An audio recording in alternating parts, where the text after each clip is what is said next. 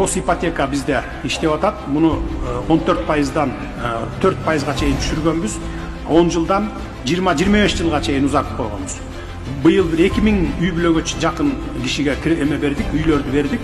Кудай буйрса эмдиги жылы мындан да көп бергенге аракет кылабыз.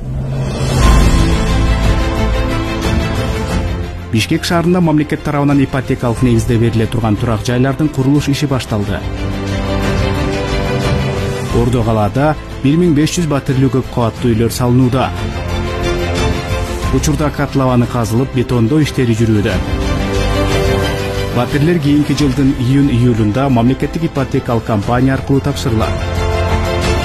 Пайыз менен 20-25 жылдык мөөнөткө берилет. Президент Садыр Жапаров элдик курултайда турак жай тартыштыгы маселесин чечүү максатында ар бир райондун борборунда 32 шаар жана 7 областта жер тилкелери бөлүнүп жатканын билдирген.